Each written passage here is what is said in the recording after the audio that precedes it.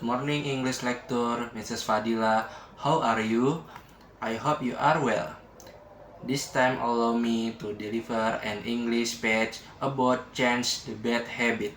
Today, I want to talk about something that I believe is very important for all of us. It's about changing our bad habit. We all have habits, good or bad, they shape our life and determine our future. But the question is, are we aware of the bad habits that are holding us back? Bad habits like procrastination, smoking, or excessive screen time can have serious consequences on our health, relationship, and productivity. They can also prevent us from achieving our goals and realizing our full potential. But the good news is that we have the power to change. We can break free from the cycle of bad habit and build new, healthier ones. It won't be easy, but it's worth it. So, how can we change our bad habit? First, we need to identify them. Take a close look at your daily routine and habit. What are the things that you are doing that are holding you back? Once you've identified them, make a plan to change. Second, we need to replace our bad habit with good ones. For example, if you're used to spending or watching TV, try reading a book or going for a walk instead. Third, we need to be consistent. Changing habit takes time and effort. So don't give up. Keep pushing forward even when it gets tough. Finally, we need to be kind to ourselves. Remember that we're human and it's okay to make mistakes. Don't beat yourself up over sleep us, just get back on track. In conclusion, changing our bad habit is not easy, but it's possible. We have the power to shape our lives and create the future we want. So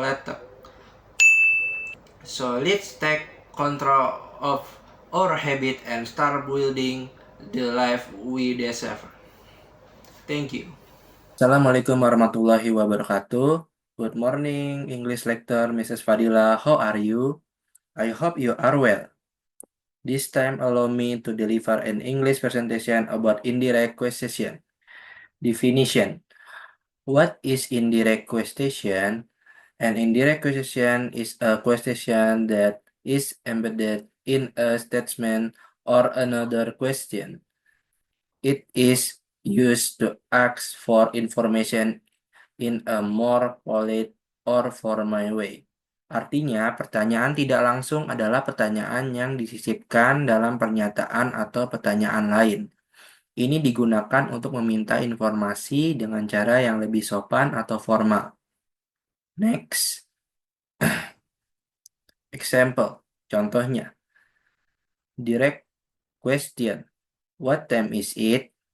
Indirect question. Call you tell me what time is it? Pertanyaan langsung. Jam berapa sekarang? Pertanyaan tidak langsung. Bisakah kamu memberitahu saya jam berapa sekarang? Next. Ada struktur, yaitu struktur. Indirect question typically follow this structure. Introductory, phrase plus question, word plus subject plus verb. Example, do you know where the library is? Artinya itu, pertanyaan tidak langsung biasanya mengikuti struktur ini. Frasa pengantar, ditambah kata tanya, ditambah subjek, ditambah kata kerja. Contohnya itu, apakah kamu tahu di mana perpustakaan itu? Selanjutnya, next ada profit, keuntungan. Using indirect question can make your language more valid and formal. It can also help to avoid direct confrontation or conflict. Artinya, menggunakan pertanyaan tidak langsung dapat membuat bahasa Anda lebih sopan dan formal. Ini juga dapat membantu menghindari konfrontasi atau konflik langsung. Next, example in situation. Contoh dalam situasi. Example, you are looking for a restaurant and you ask someone, "Excuse me, could you tell me where the nearest restaurant is?" Contoh artinya, contoh Anda sedang mencari restoran dan Anda bertanya kepada seseorang. "Mohon maaf, bisakah kamu memberitahu saya di mana restoran terdekat?" Next, different with direct question. Perbedaan dengan pertanyaan langsung. Direct question are often used in informal situation or with people you know well. Indirect question are more suitable for formal situation or with people you don't know well. Artinya, pertanyaan langsung sering digunakan dalam situasi informal atau dengan orang yang Anda kenal baik. Pertanyaan tidak langsung lebih cocok untuk situasi formal atau dengan orang yang tidak Anda kenal baik. Next, tips to use indirect question effectively. Remember to use introductory phrase like "Call you tell me" or "Do you know?" Use question where like where, when, or how. Be polite and formal in your tone. Untuk menggunakan pertanyaan tidak langsung secara efektif, ingatlah untuk menggunakan frasa pengantar seperti "Bisakah kamu memberitahu saya?" Atau "Apakah kamu tahu?" Menggunakan kata tanya seperti "di mana, kapan, atau bagaimana." Bersikap sopan dan formal dalam nada Anda.